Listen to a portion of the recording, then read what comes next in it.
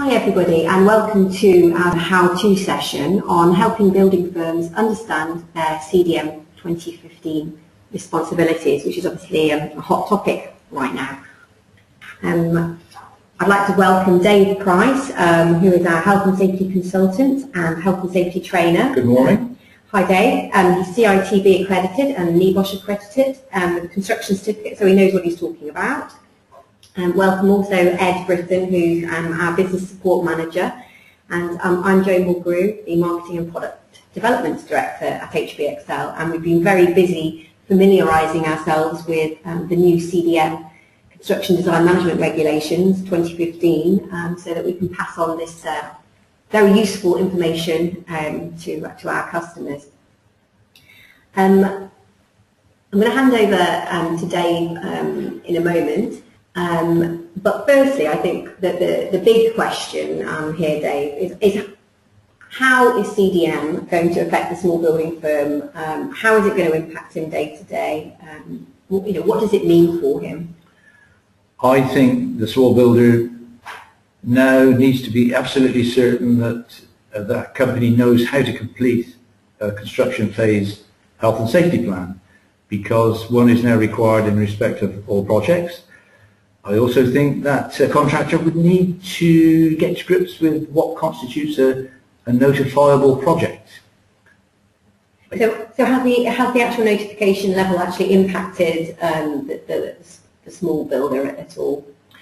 Well, notification now really is simply that. It's just a threshold for the project to be notified. It doesn't incur any additional triggers or duties on any person. But obviously it would be good for the contractor to know what that threshold is, because it's part of a domestic client's duty to in fact make that notification, and that duty then will now fall upon the contractor. So that contractor must know what the threshold is. I also think that such a contractor now should be very conversant with the completion of a health and safety file. This is the document that is handed over at the completion of the project to the client. So these are a few very basic things that the contractor now needs to get to grips with post CDM 2015. Okay. I noticed on the previous slide, before we talk a little bit more about the role of domestic clients in CDM 2015, but where has the CDM coordinator gone? Where has the CDMC gone? Well, it's a very good question. He or she no longer exists within the setup of CDM 2015, but those duties now, it is envisaged that they will be undertaken, in fact they will be undertaken by the person who holds the post of principal designer. Okay, all right. So domestic clients then, and tell us more about what this means for the builder. Well, previously under the old regulations, there was an exemption for a domestic client in terms of notifying a project. This previous exemption under the old regs no longer exists, and domestic clients now are clearly within the scope of CDM 15, and consequently they have duties. However, these duties will be undertaken, it is envisaged, and written into the regulations by either the contractor, the principal contractor, or the principal designer. Okay, all right. So moving on then to the principal designer and your point there in terms of when they're engaged on a project.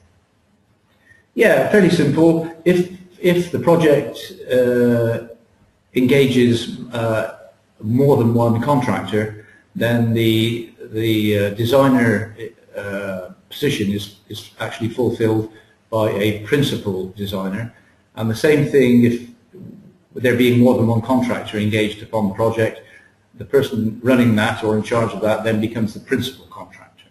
So for single contractor contracts, it's a designer and a contractor. For multi-contractor projects, it's a principal designer and a principal contractor. Okay.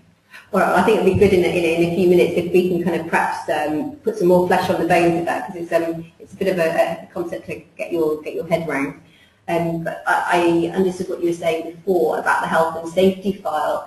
So again, is that a similar scenario where there's only more than one contractor engaged on the project? Yes, I mean the new regs do seem to make quite a clear distinction between projects that engage more than one contractor and projects that don't.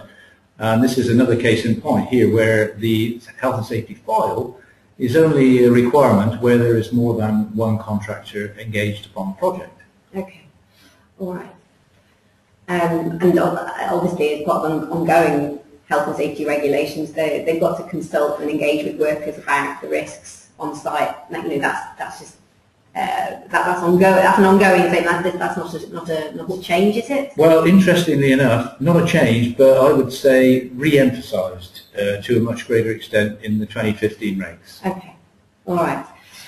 So let's go to a summary of the duty holders then, because I think that would help us all kind of understand exactly who they are. So over to you, Dave. Okay, well there they are. Clients have duties. Domestic clients also have duties, as I said previously, but a domestic client's duties will be undertaken by other duty holders. Designers have duties, and what you see before you are the definitions of those categories. So, so in terms of the duty holders, can you go through those for us, Dave? So starting with the client. Okay, well, a client is somebody who basically wants something built. Yes. Wants a construction project to take place. A domestic client is exactly the same, except that in his or her case, that is of the domestic client, then those duties will be undertaken by the contractor. Okay. All right. And then, so in terms of designers, perhaps you could expand a bit more on that. Well, basically, the client decides what he wants, or he or she wants to build, and engages a designer, somebody who's competent, maybe a member of a designer's organisation, to carry out the client's wishes, and that person is a designer. There may be a primary designer, people who design other parts of the structure, people who design kitchens, heating systems, cooling systems, would all be classed as designers. Okay, so that's where then the principal designer comes in. So if you could expand on their role. Okay, well again it's fairly straightforward. If there is more than one contractor engaged upon the project, then the appointment made by the client must be that of principal designer. And similarly with the appointment where the project has more than one contractor, the appointment is of a principal contractor. Okay. So it all hinges around essentially how many contractors are going to be engaged on the project. Okay, so in terms of an average firm who are employing subcontractors, because a lot of our software users, they may be building home extensions, lock conversions, even new build, and they've got numerous subcontractors coming in and out of site. So does that make them the principal contractor if the client doesn't appoint anybody else?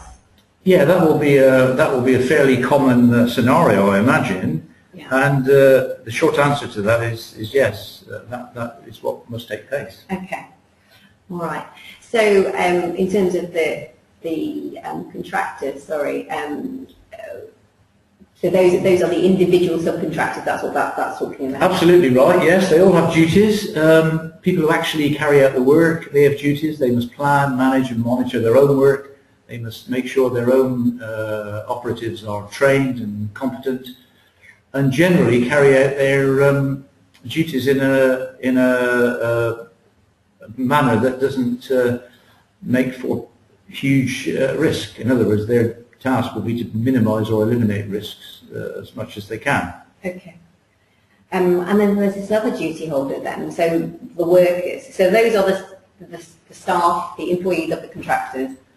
Is that what Yes, yeah, absolutely right. I mean, they've always had duties under the old regs and under all health and safety legislation, but here, under the new regs, they are, fully emphasised.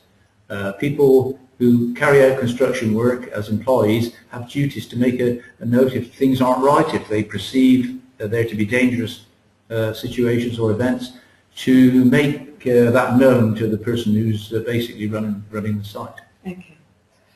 All right. So looking at clients then in more detail, perhaps you could talk to us more about that. Because there is now this distinction by the HSE, if you visit the HSE's website, about commercial clients and domestic clients. But it doesn't mean commercial in terms of commercial works, i.e. I'm building a petrol station or something. Commercial as in not a domestic project. So it's almost like you've got domestic projects and then everything else.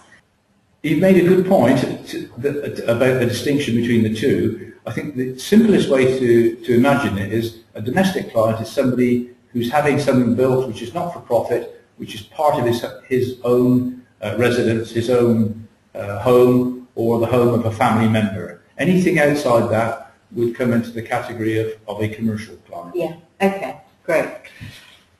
So yeah, tell us more about client duties. Well, I mean, the first thing to say is that, anybody that a client appoints must be competent and capable. So the client has a duty to make sure that he or she appoints competent contractors and a competent designer, competent principal designer.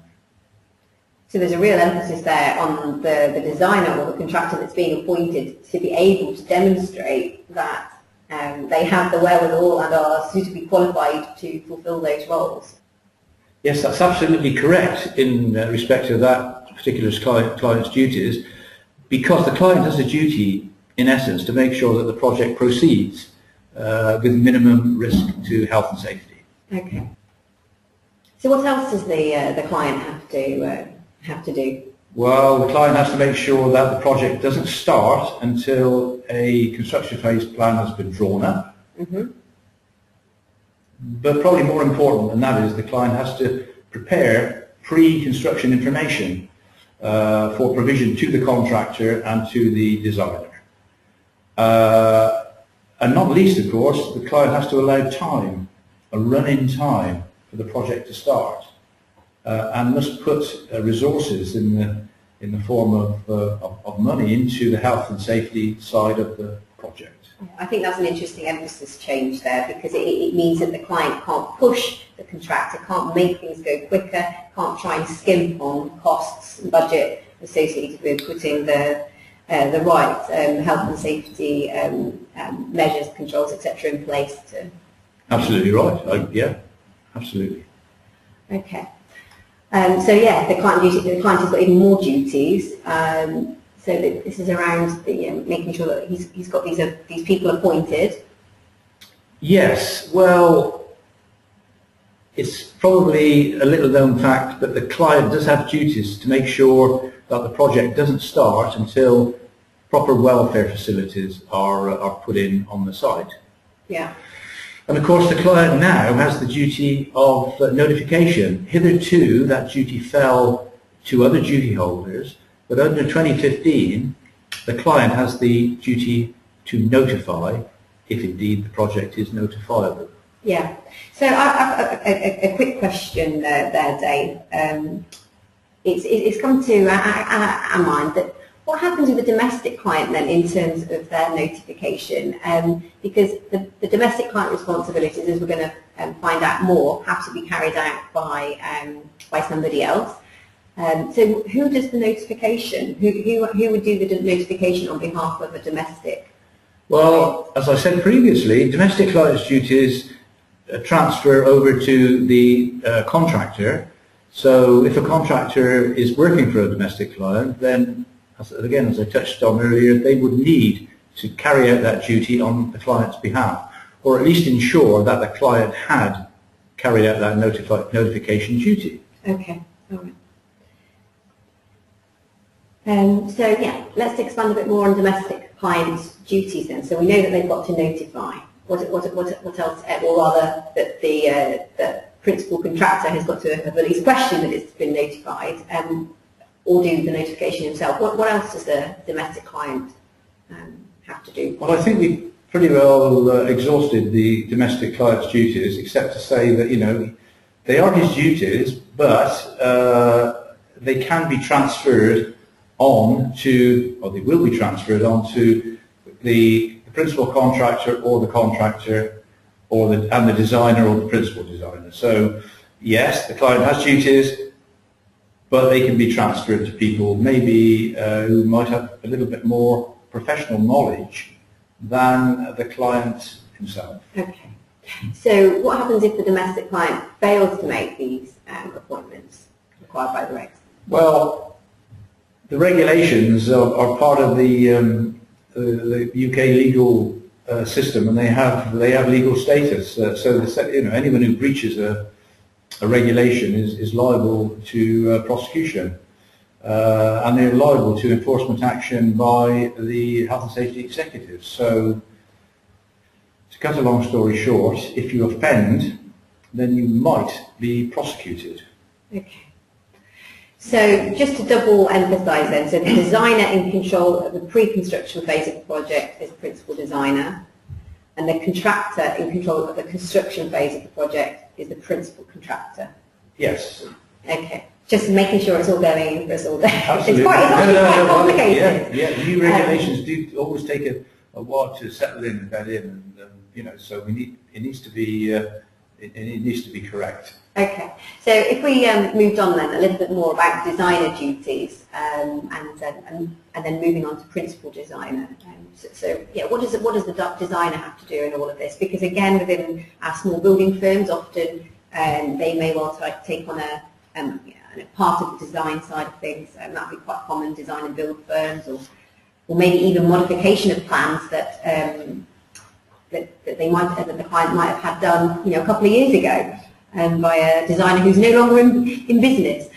So yeah, could you expand a bit on the designer duties? Designer's duties are absolutely crucial.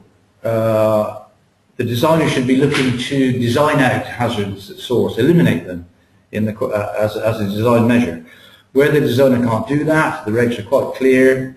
The hierarchy says if you can't eliminate them, then they should be reduced to the lowest possible level, and any residual risks that remain within the build, he should provide information about those risks to the people building it, or if it concerns the after use of the building, information in respect of that. Okay. All right. So he's then got this information for the health and safety file, I take it. So the principal designer is in effect. Does he start? Just remind me, does he start the health and safety file, or is it the client that's starting the health and safety file through the pre-construction info? No, the principal designer would be the person responsible for, you know, collating the information for the health and safety file. If the principal designer doesn't see the project through to conclusion, then those duties pass to the principal contractor, who carries on the health and safety file duties and then hands that document to the client at the end of the project. Okay, so that's quite an important new document, the health and safety file, but I know we're going to talk about that in a minute, but yeah, just emphasising that's something obviously that health and safety expert can help with. Okay, so principal designer. So you were saying before that there could be multiple designers involved in a project. Obviously the main project itself, actually the structure, but then there could be, I don't know, the underfloor heating designers, and I don't know, the air conditioning, etc. designs, and then there's this principal designer. Yeah, well, as I said earlier, this kind of took over from the role of the old CDM coordinator, and there's a certain amount of liaison and coordination in the role, coordinating the work of other designers maybe, in conjunction with the work of the principal contractor.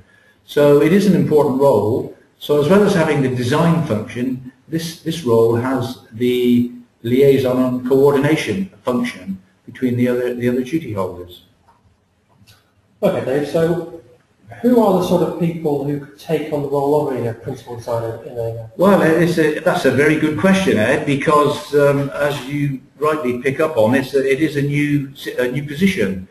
The kind of competences I think that the inspectorate would be looking for in respect of such a person would be somebody obviously who's qualified in the design field, maybe somebody who has a professional membership to a design, an architectural organisation, but also underpinned with that, someone who has a really good working knowledge of the Health and Safety at Work Act and health and safety in general, who has a good knowledge of the hierarchy for risk management, elimination, risk reduction, isolation, and providing information. So some person who fits that bill, and it's quite a big ask.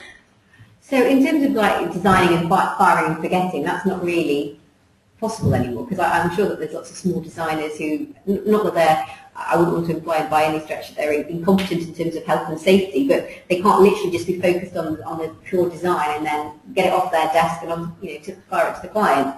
They've got to be going further. Absolutely, it's definitely a two-edged thing. The design now, there's the aesthetic element in the design, and there's also can the building be put up safely, and can it be used safely once it's been built, and that's absolutely crucial in this new role. Okay. So I think Ed was speaking to us earlier about how to appoint a designer. How would a client go about appointing a designer, a competent designer? Well, I get into Google and see people who put themselves up as being designers, and then ask questions. What's your track record like? Have you done this kind of work before? Do you know about elimination, risk reduction? And just maybe ask a few relevant questions for people who actually put themselves up to carry out this role. As I said, it's a new role. People are going to be putting themselves up vying to do this work, and the client should be quite discriminatory, really, in who he or she chooses. So could a builder take on the principal designer role? Look, I mean, a builder could. In fact, it's a question of competency. If the builder has design competences, health and safety competences, but he happens to be a builder, then there's nothing wrong with multi-competent person taking on that role. Yeah. Okay. So again, the client has got to be looking at track record, appropriate body membership, perhaps some health and demonstrable health and safety knowledge, as well as being able to actually design it. I think that sums it up rather well. Yes. Okay. So just then kind of confirming then, so principal designer duties, it's all about the decisions about the design, having a really big impact on whether the project is delivered safely. And I think you were talking previously about just emphasis on coordination between the parties. Well, if you have 2 or 3 or even more contractors working on the project, then somebody needs to be responsible for coordinating their work, and that would come within the remit of the principal designer. Okay. So moving from principal designer to the contractor side of things, so we're talking more the construction phase. Can you expand a bit on that side? Sure, yes. I think the contractor now is seen, particularly in respect of domestic clients, as the client's friend, to try and enable him to go down the right legal route, to making sure that the client is actually doing things correctly. The contractor also has duties in respect of his own organisation, planning, managing and monitoring the work. Planning, is every aspect of the work risk assessed? Are the right method statements in place? Monitoring and managing, has he got somebody in there to run the job for him? And is that person who's running the job competent? And not least, of course, now being able to put into place a construction phase plan. Now, certainly within the expert software, there is such a document.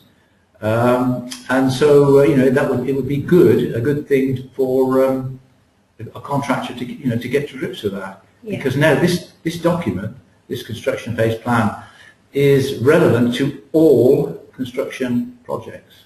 So even small projects? Yes. Yeah. Okay. Yeah. So I'm going in and I'm putting just a boiler, for example, into somebody's property, just the boiler, Yes. you know, interior. Yeah. Okay. Well, that need not be a full plan, but there would need to be some construction phase plan. Yeah. It could be maybe one of a shorter type. Okay. But you certainly still need one. Yeah. Yeah. So I guess health and safety expert, just on that point you were making, it can help with those planning, managing and monitoring documents through the range of management documents that are in there, and just giving us a bit of a plug there on the construction phase plan, it certainly can do that. Well, that is actually what it does, doesn't it? It assists in planning, it assists in management.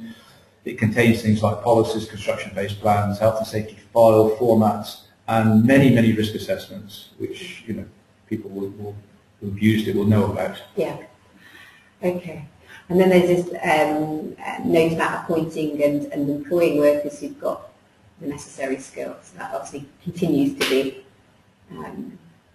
Well, it's all about the competence word, isn't it? You know, anybody working now in construction needs to be trained and competent. Needs to have knowledge, and it's part of the contractor's duty to ensure that happens, even in the appointing of other subcontractors, as well as employing their own people. Okay. So they've obviously, I guess it's a continuation of a theme from CDM 2007. But has the nature of competence in the eyes of the HSE changed?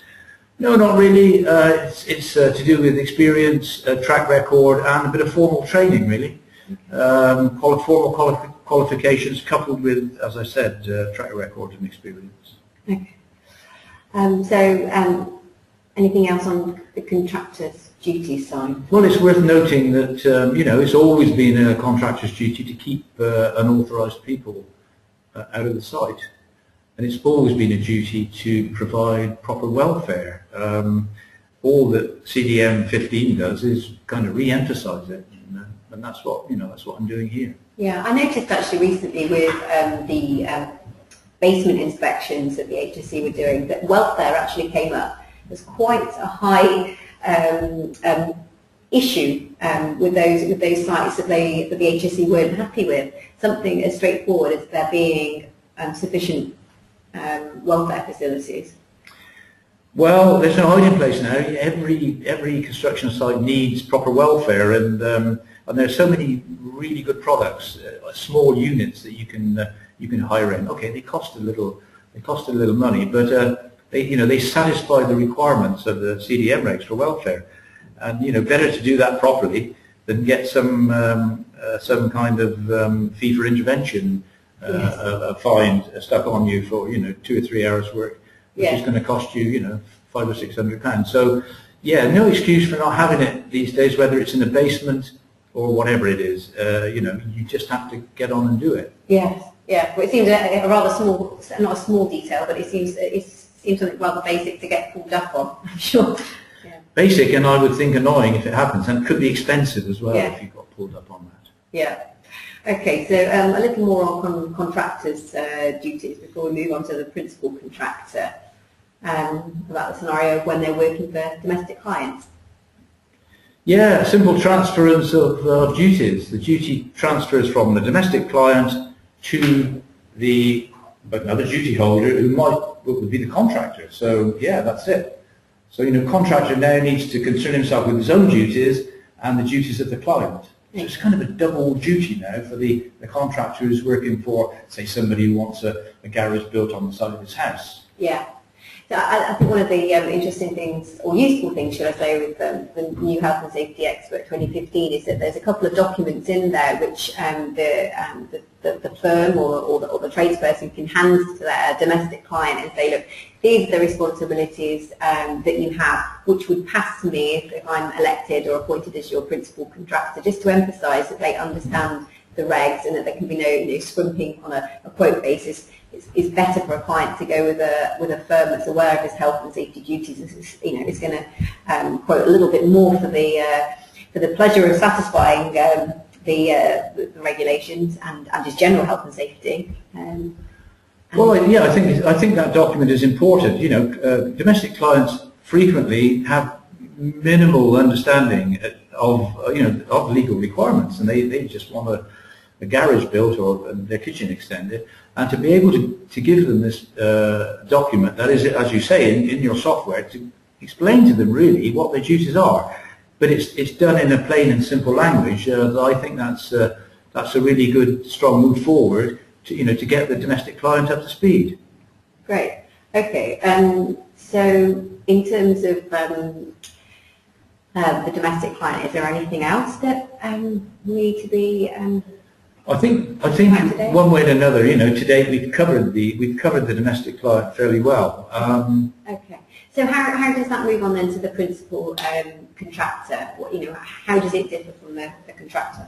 Well, the principal contractor obviously takes stage when there is more likely to be more than one contractor on the project. However, as you can see, it's still a contractor's duties. So a lot of the stuff that applies to a contractor applies to this role of the principal contractor. So planning and managing is still in there, site inductions, keeping unauthorised people out of the site. We see it coming up, repeating itself, liaising with the principal designer, and the contractor's duties. So there you have them in a nutshell. So Ed, what was your thoughts on the principal contractor to principal designer? For me, my main question there would be what would be the handover process as the site transitions from where the principal designer has done all the pre-construction information. The principal contractor then comes into play once construction starts. What's the handover process? Well, Ed, I'd say there were a couple of key things. One would be a kind of administrative handover where the pre-construction information was given to the principal contractor who would develop that into a construction phase health and safety plan. So there'd be that kind of an admin procedure, but there would also be a physical event which I would say effectively would start with like the first footfall of the contractor on the site, to carry out things like site setup, put in site cabins, maybe putting up of perimeter fencing and that kind of thing. And immediately that happens, then that is deemed to come within the remit of the contractor or principal contractor. So it's physical presence on the site really. So in theory, and this is probably a minor detail, but should the construction phase health and safety plan be in place before people are walking on site, putting security in, putting that cabin in? Well, I'll tell you, Joe, it's very much not a minor point, and HSE are quite clear about this in interpreting this, that on no account must the construction phase start without there being a fully, or at least a reasonably developed construction phase plan in place. Yeah. And I'm thinking, these are the kind of things that the HSE are going to be looking for initially, and I advise people not to start, contractors not to start, until this plan is at least commenced up to a reasonable level. Yeah.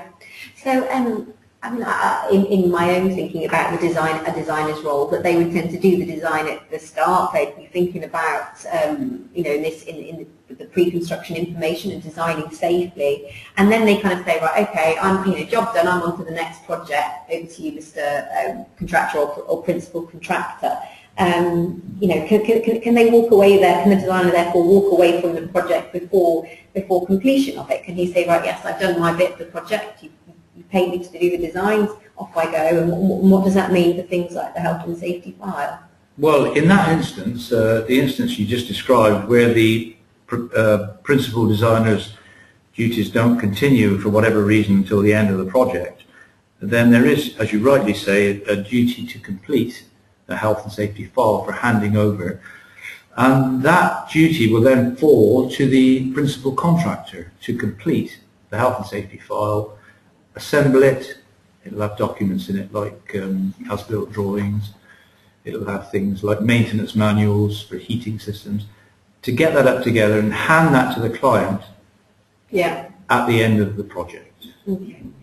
So just summing up the principal contractor's duties then, it's no different then if he was building for a domestic client to a commercial client, really, except he's taking on the domestic client? I think you've just hit the nail on the head. The duties are the same, but he's got additional duties with the domestic client because he's got the domestic client's duties as well as his own. Okay. So where does notifiable projects come into all of this? Because obviously, I think we touched on this before, and we were talking about notifiable projects just being a threshold now and isn't a trigger to do anything else and any additional work or documentation. Well, you've summarised that as well as anybody could.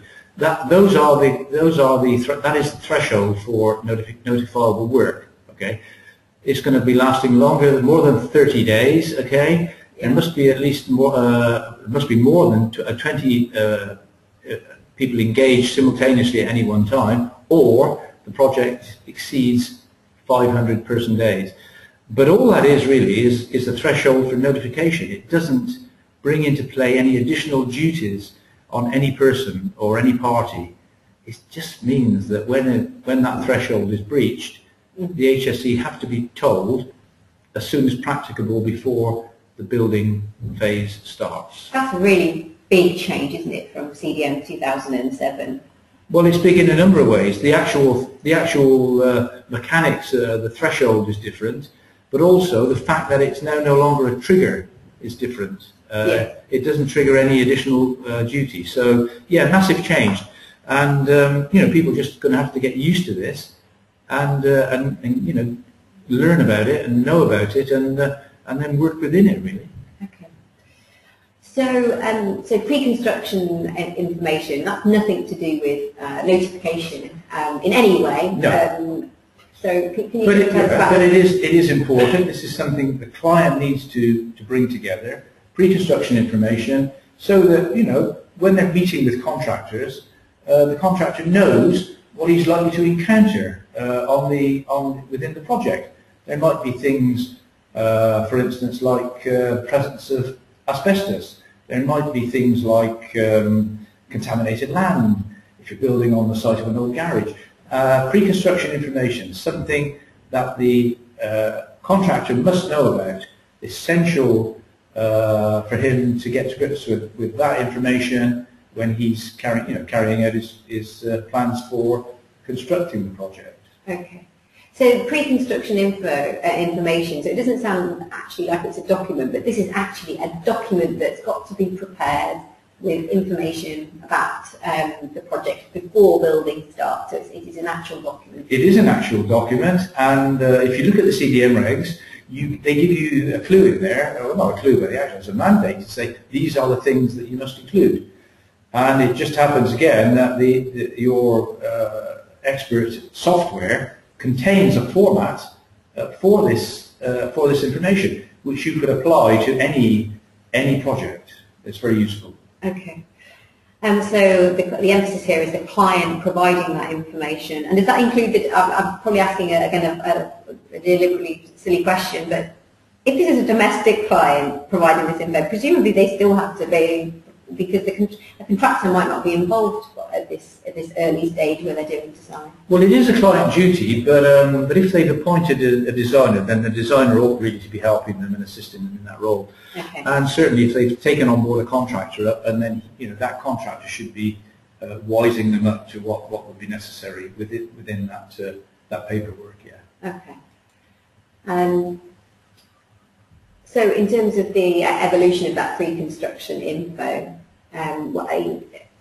is it like a living document then? Is it kind of organic? Does it grow, get bigger? Well, it should be. There should be a development of it, and eventually it will kind of. It's not a very good choice of words, but it'll kind of morph into what will become the construction phase health and safety plan. Yes. So that you would develop the construction phase plan from this pre-construction information. Okay. And then that is going to include information that will go into the... Yeah, I mean, you might need to look at the existing health and safety file for the existing building. If the project is to do with adapting or altering an existing building, look at the previous health and safety file, which has been put together under the old 2007 regs. Look at it and see, what's in it. What are the residual risks that are identified in that file? Yeah. Okay. All right, and so just underlining, so when must the pre-construction information be, in what example of what projects should the pre-construction information be put together? Everything, all projects. There are no exemptions for the provision of pre-construction information. It's an essential element in all projects. Okay. No triggers, no provisos. Client's got to do it. Okay, and so this point here about there being more than one contractor. Can you expand on that at all? So that has nothing to do with whether or not the document should be prepared or not. It's just about who's doing it. Or? That's to do with who's going to take possession of it. If obviously it's a multi-contractor project, there's a principal designer involved in that, as we've discussed previously, and so this information then should be given to that person holding that office, the principal designer. Okay. So then that leads us nicely to the construction phase and health and safety plan, which is nicely for us another document that health and safety expert will help with the preparation of. So can you tell us more about that? Yeah, well, it's a kind of living document that starts on day one of the project, and it has information in it like how site inductions are carried out, what we're going to do about managing traffic on the site, what our risk assessment, how we're going to carry out risk assessments, identifying the main hazards, the main risks, and basically what we're going to do about it. And also on that previous slide, I noticed site rules. There was a little piece on here. Would you? Yeah. Site rules. Well, again, that's something that's quite important for to be present in a construction phase. Sets the tone, I guess, for how the project's going to be very much safely. So. Yeah. Yeah. Okay. So it's all about communication, getting everybody in the project. Yeah, very much so. How we're going to plan and how we're going to manage the risks. Risk management is essentially not a great deal of difference in 2015 with the old regs, but how are we going to manage risks? Risk assessment. Yeah. Again, health and safety expert, if you're interested, people listening, it also does risk assessments, produces them for you. I've just actually lost count of how many risk assessments we have in. I believe there's about 150 or so in there, and plus I think there's 130 odd cost documents in there, cost risk assessments as well in there. It's got to be helpful, doesn't it? Really? Absolutely. So I noted on that slide also that it's just emphasising a construction phase health and safety plan is now required for all projects, no matter what size, no matter whether they're notified to the HSD. It should be in place for every project. There are no exemptions to the requirement for a construction phase plan.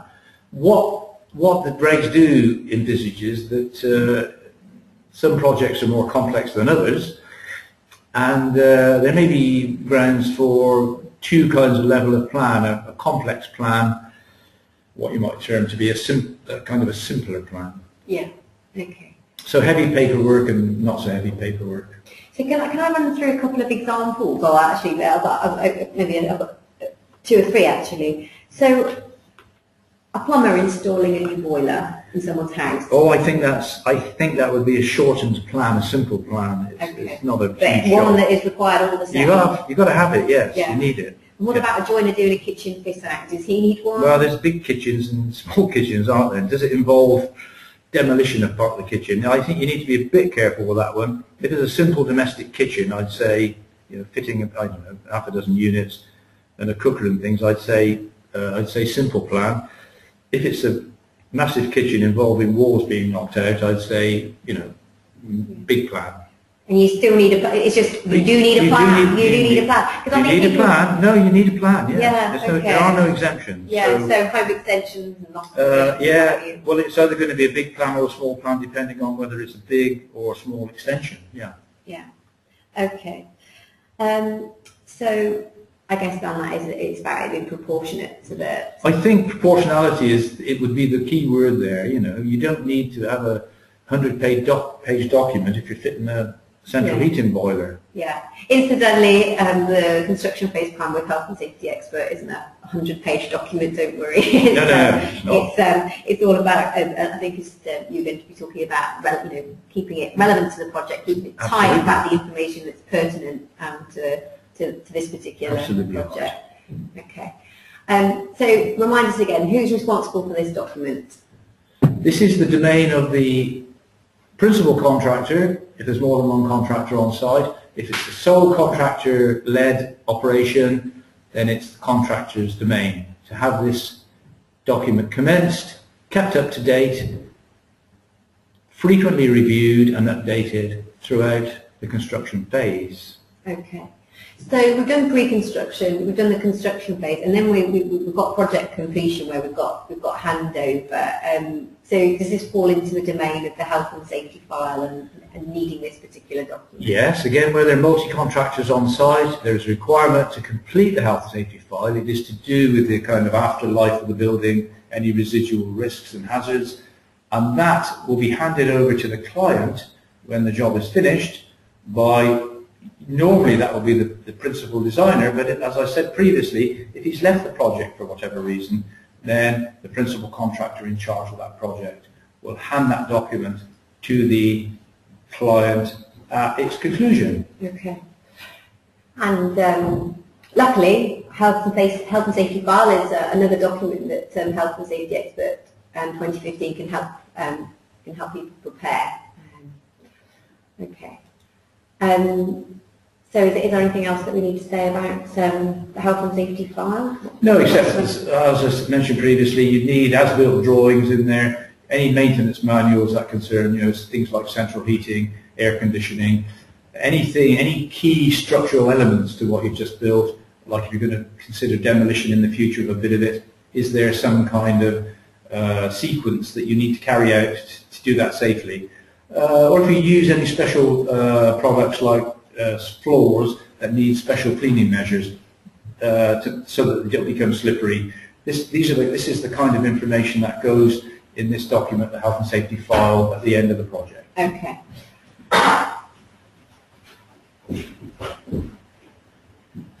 Very important document. I've got a couple of questions on this one, Dave. First of all, what are the penalties for not producing this documentation? Well, it's quite simple, really. As I said previously, it's a breach of the criminal law. You could end up in the magistrate's court with a maximum fine of £20,000, which might be accompanied by an imprisonment term of 12 months.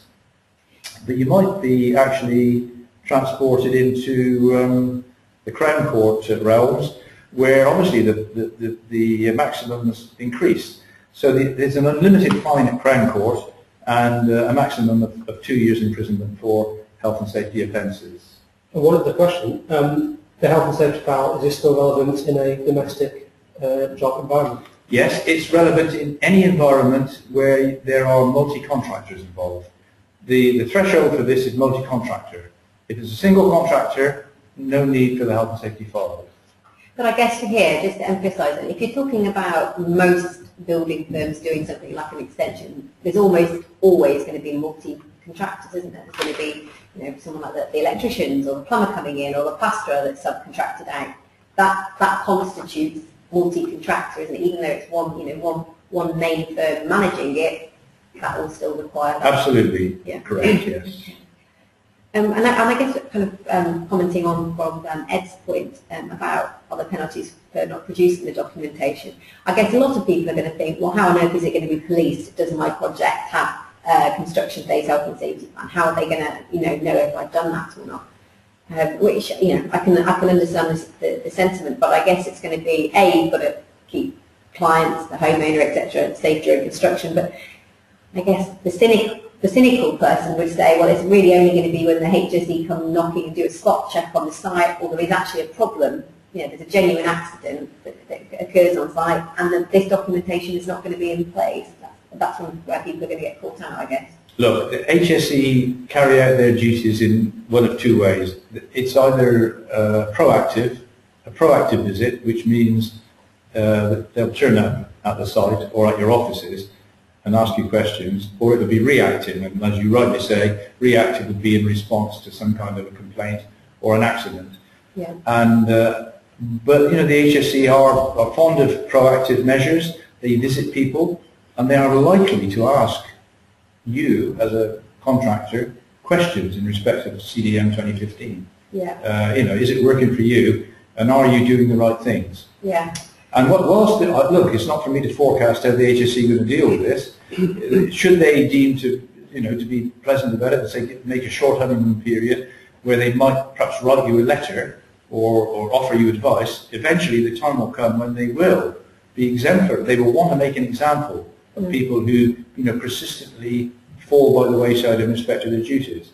So I'd say, you know, ignore it really at your peril.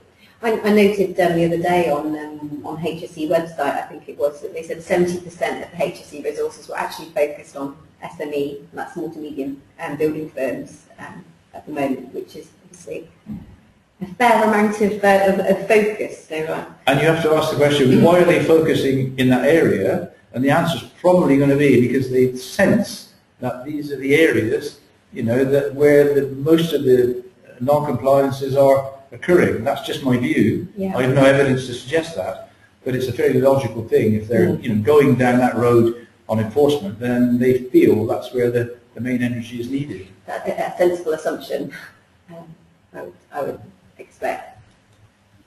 So a little bit more about the appointment of the PD and PC. So PD being principal designer and PC being principal contractor. Is there anything else that we need to say? I think we've covered that, to be honest. I mean, I can't say a great deal more about that. These two positions kick into being where there is multi-contractor project. You don't need a PD or a PC if there's only one contractor working on the project. And I think that's, you know, the end of the story there, really. Okay. So, principal designer, right at the start, principal contractor, and obviously needs to be in place before construction. You know, if there's no principal contractor, there can be no building work going on. Right. Okay.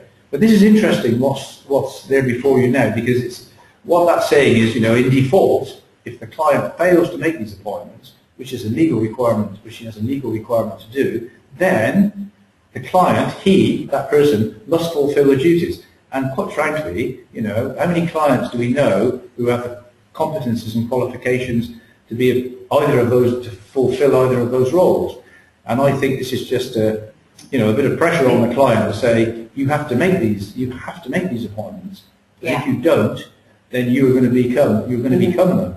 And that would be enough, you know, it certainly frightened me if I was a client. But say taking the contractor there, he can't feign ignorance, saying, oh well, the client, he was taking responsibility as being principal contractor because he didn't appoint me. You know, I don't think the contractor can feign anything, particularly if the contractor is working for a domestic client. He's actually got the client's duties put onto him. So there's no kind of quick escape route for people, you know, washing their hands and saying, well, nothing to do with me, John, you know. Yeah. The contractor is going to be inextricably bound and linked into this. Okay. You know, inheriting duties, that's not the right word, inheriting, but getting duties from the client. So I don't think, you know, you can't sort of pass by on the other side of the road and imagine this doesn't apply to you, because it does. Okay. Well, that's cleared that up there for me. So a few points, I guess, in general about how health and safety expert is going to help you with you know, general principles of prevention. That's obviously what all firms have got to be you know, operating under. This is what they've got to Well, do. these are interesting because they're so clearly defined in the new regs. I mean, they kind of emanate from without being too technical, the management regs, which deal with risk assessment. But this is a kind of a hierarchy for dealing with risks. And it's fairly simple. Avoid risks where you can, eliminate. If you can't do that, evaluate them, which really means carry out a risk assessment. Combat the risks at source, design them out. Use a different product. Don't use something that's dangerous, use something that isn't dangerous. And then adapt your work to the individual. If you design a workplace, adapt it to the individual. These are all the elements of the general principles of prevention, of risk prevention. Use technical progress, nets, airbags, beanbags, anything to minimize or mitigate the effects of a fall. Replace the dangerous with the non-dangerous and the dangerous. And have some kind of an overall strategy that says, we're conscious that we need to be doing this. And let's involve the views and opinions of our workforce in combating risks and bringing into being risk combating measures. Anything that's collected is better than an individual. A net is better than a harness.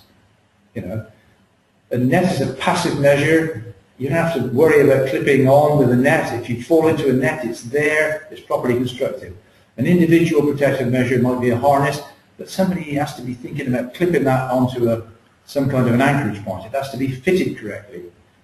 And don't forget the last one, please. If you fail to train and instruct people, they'll probably do it wrongly. They'll probably do it incorrectly. And if you say, well, it's common sense, well, you do need to give instruction, training, information, instruction, training, and supervision. These are highlighted now in the new regs of 2015. They've always been there, but it's greater emphasis. So, if we moved on to some good practice for designers then, I know that you were kind of interested to talk this through, Dave. So what is RAG all about? Okay, well, I obviously won't go through the whole system, but essentially red would signify things that we never want to see designed in or happening on a construction site. Amber, well, we could just about countenance them, but we'd like to make them safer if we could. And green are things that we definitely want to see on a construction site. So red, amber, green, RAG, and there are lists. Now, I'm not going to go through them all, just highlight a few maybe, but these are the things that obviously we don't want to see. And if I just take you down and isolate bullet number 4 down the page, people specifying fragile roof lights into roofing assemblies. People fall through them with with frequency. It happens. It happened last year, it'll happen next year. So anything on that list, don't countenance it on your site. Don't design it in. Avoid it, okay? So where did these particular lists originate from, Dave? Is this something that people can access? It's obviously outside of health and safety software. Well, the easy way to do it is just Google, a RAG list. They came off it was either the CITB or the HSE website. So these are not my ideas. They have formal approval with the CITB and the HSE. But just get into Google, stick it in RAG lists, and they'll come up. And then there's the amber. There's the amber, the amber, yes. Okay, so just trying to pick one out. Have a look at the bottom one. The use of large piling rigs and cranes near live railways and overhead electric power lines, or where proximity to obstructions prevents guarding of rigs. Well, if you can avoid that, you might be able to. The job might demand that you do that. But if you could avoid that, then they say, do the work in some other way. Okay. Obviously, you can't move the site. If you're near if you need near a power line, then you're near it. But you may be able to use a different method. Okay. And then there's the green list that. Well, there's everything on here that you would want to find on a well thought out and well run construction site. Okay. As in designed in the first place. Design it in the first place. Just have a look at the first one, just for the just have a look at it. Make sure that you have adequate access for construction vehicles. Minimize reversing. Okay. Use the one-way system if you can. Use turning circles. And you'll have a safe transport system on your site, and many others that go with that. So red, amber, green. Look for the green. Go for the green every time. Okay. So I think something people are going to be interested in is about any transitional arrangements. How long have people got to get to grips with this? And presumably they should be familiarising themselves with it now. But what about projects that have already started? What happens? Projects that are, well, I can't put it any clearer than that, really. You know, if you begin your project before the 6th of April, okay, then and it continues beyond that date, and you don't have a coordinator in place, then there must be appointed a PD as soon as possible, if the construction phase hasn't started. But if you started the construction phase, right, yeah, then you have a choice about whether you do that or not. I mean, I can't really put it any clearer than that. If you haven't a PD appointed, then the principal contractor will take on the responsibility for the health and safety file. We discussed that earlier. And any designer involved with the project should provide information about any residual risks in designs to the principal contractor. So that's fairly, so far, fairly clear. Have a look at the bottom one there. The client must appoint a PD within 6 months. So we have until the 6th of October this year for this thing to be fully up and running with all the new duty holders in place and carry it. Well, they've got to carry out their new duties now. So the regs have taken effect, but we have 6 months to get these people in post. Okay. So before we close, perhaps we could just have a quick look at the, Ed was keen that we put some flesh on the bones of a few scenarios. Or would you like me to run through those? Because I'm thinking, I'd like to know, personally, I mean, a design and build firm, that's fairly common, although I think probably Bullet 2 general building is more common within our building, our firm, certainly within HBXL, who we sell software to. These are the typical sort, but the majority of our customers, certainly people who are looking at using the health and safety expert and also some of our other products. Yeah, These are sort of the customers that we tend to deal with on a day-to-day basis, as opposed to someone doing major business engineering. Okay. Design and build, well, design and build is okay. A contractor who has competences in the design field and is a competent contractor you can have dual role. You can be the designer, the principal designer, the contractor, or the principal contractor, all combined. In fact, if a building company wanted to extend its own building offices, it could actually be all three duty holders. It could be the client, it could be the designer or PD, principal designer, and it could be the principal contractor. So it's to do with competences rather than individuals. So in that scenario, then they're responsible for the pre-construction information, the construction phase, health and safety plan, and the health and safety everything. file. Yeah, everything. Okay. And so a general builder then, so he's not involved with the design side. He's just doing the building. He's had some plans handed to him. So presumably he's got to take the responsibility on, as long as that's a domestic client. Well, I think that's the thing, isn't it? If the general builder is working for a domestic client, he has to now assume those duties, the domestic client's duties, and part of that duty is for the domestic client is to appoint, as we know, a designer or a principal designer. So the contractor is going to have that duty put upon him. So he's not really in a position to say that's your duty, client. I don't want to get involved in that. So I see that general builders having to be more involved in the whole process of pre-construction and appointments where they work for domestic clients. Okay. So in that scenario, then they need to make sure that the client has appointed a principal designer, and if they haven't, to put one in place. Very much so, yes. To make sure that then that pre-construction information is flowing through. They've got to make the notification to the HSE. Very much so.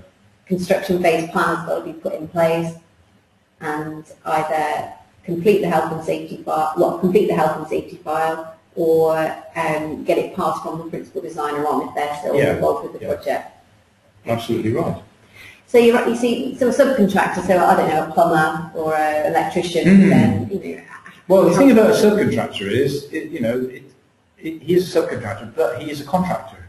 So you then need to go back to, rewind a few minutes and think about contractors' duties: planning, managing, monitoring his own work. You know, providing risk management. Yeah. So he very much, the subcontractor has the duties of the contractor. Okay. So all of those things, the risk Yeah. assessments, the cost assessments, the planning, Yeah. the management documentation, all of that, again, I guess, Needs to be undertaken, yeah. Got to be undertaken, and you can use health and safety expert Yeah. for that. And maintenance firms. Maintenance firms carry out what is defined as construction work under the CDM regs. Therefore, they are within the scope of CDM regs. So they're effectively just a contractor, aren't they? They are a contractor. Yeah. So they've got all that same involvement. They do have the same. They do have the same degree of involvement and the same duties and the same responsibilities as anybody else. So going in and doing kind of fairly small jobs on a site or a home, they've got to be producing that construction phase plan. So I know, Ed, you've seen a lot in forums and all over the web. There's been a lot of talk about what's the difference between a job and a project, and it would seem that there is in fact a job and a project as far as CDM 2015 is concerned, are exactly the same thing. I'd have to agree with you, Ed. They are. However, I think the HSE have come out now and said, we don't expect necessarily a lengthy plan for a very small project. Going back to those scenarios. So complex project, complex plan, simple project, maintenance work maybe, simple plan. Okay. So I guess it's probably worth starting to round up with a slide about the penalties for non-compliance. Yeah, well, that's all a bit frightening, isn't it? What's up there? That is frightening. We've mentioned if it gets to court, but let's talk about the third bullet down. If it doesn't get to court, you get a visit from the HSE, and they intervene. They don't take you to court, but what they do, they write you some correspondence to say you haven't quite got this right. And that's chargeable at the rate of £124 an hour. How many of those do you need before your business starts to waver? Get it right. Yeah, I mean, I think with those the basement sites spot checks, where there was 50% of them failed their check. I mean, a good number of them, the sites are actually either closed or they had to just stop work until they'd remedied the problems on site. So I guess that's not even about the threat of fines or anything. It's just work has got to stop, and time is money. If your site's shut down or paused, you can't be cracking on. Difficult to put a price on that, isn't it? Things like prohibition there to stop the site. How do you cost that out? We don't know.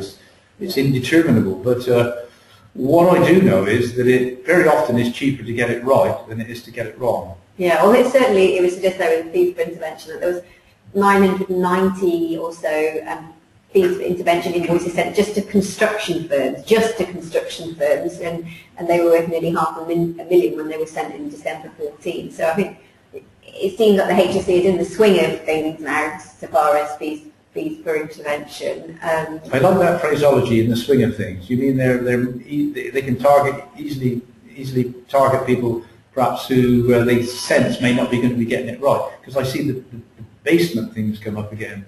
Yeah. So clearly people who carry out basement refurbs, for some reason, are more prone to getting it wrong than other people. Yeah. And as you say, that would be getting into the swing of it. There's also significant hidden cost, which is if you did have a visit from the HSE and you had a prohibition on the site, or the site was halted, there's a significant loss of face to your client there, which may mean no further repeat business either from the client, or that client will certainly not recommend you if you've actually failed to demonstrate good competence. Absolutely, I absolutely agree with you. How do you put a value on your reputation? And all this stuff is in the public domain. You can find out who was prosecuted for what and when. So it is your reputation as a contractor. And it's very difficult to put a value on it. You need to keep, have, as you say, a good reputation. Is there still an online register of the HSE of those that they've prosecuted and what have you? Yes, you can go into the HSE it's a kind of a name and shame thing, and you can find out who's been prosecuted during the last 5 years, and it's public domain stuff. There's no... So you could just, Google it. Absolutely. Right. So you wouldn't want your name coming up with a prohibition notice or something? You definitely wouldn't want that, for sure, no. Okay, well, I guess the positive is that Health and Safety Expert can help. Health and Safety Expert 2015 can help. It's the edition that was specifically launched to handle CDM 2015 I know HSE wouldn't think of it this way, but I know a lot of builders think about the health and safety headache. It's something that they have to deal with, and that they'd rather not. But it's a package that is suitable for residential construction work. It's massively extensive in terms of the documentation it can help you produce. So your company health and safety policy, and we talked about it before, the risk and cost assessments, of which there are significant number of in the software, which are automatically selected for you based on the types of projects that you're building. There's method statement templates in there for works that aren't really suited to the risk and cost assessment. So I don't know whether you've got anything to say, Dave, on when do you use a method statement over and above a risk assessment? Your portfolio. Well, it would normally be described as anything that has particularly high risk values. So, something, for instance, where you might be working on a fairly busy road, or maybe an extreme example of working at height, or where you might be working in deep excavations or in a confined space. Yeah. So it takes it out of the realm of normal risk into high risk activity. Then that statement would come into play as a demonstration that you are carrying out a safe system of work. Okay, so your risk and cost assessment should cover off a lot of, in most scenarios, sure. And then the method statement template is there for those slightly more unusual scenarios. And of course it will help you with your pre-construction information document. It will help you with your construction phase health and safety plan and the health and safety file, as well as all those things. Yes. It's got tons of other management documents. So site inductions, one thing that isn't up there. Many others. Yes. Yeah. And so on. Okay, so it does all of that really quickly and easily, simple to use. You just select the project type and it helps select the relevant documentation, and then presents the templates for you for those that you need to populate with specific site information. So things like your construction phase health and safety plan, it gives you a series of questions about the project, which you put in the answers and it types up the whole document for you automatically. And it's obviously, in our view, pretty good value, no consultant fees or fines. With the software, you'll have everything in place. And if you'll have a look at the HBXL website, there's plenty of testimonials about how people are getting on with it. And one recent example of a customer, MJ Building Services Cornwall, who said that in the first year alone, he thought it saved him about £5,000 in consultant fees.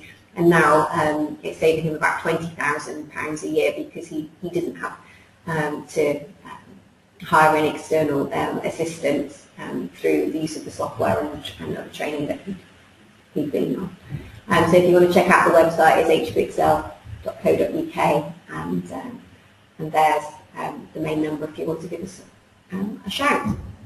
So thanks, Ed. Thanks, Dave. Pleasure. And hope you found this useful, people listening. Thank you.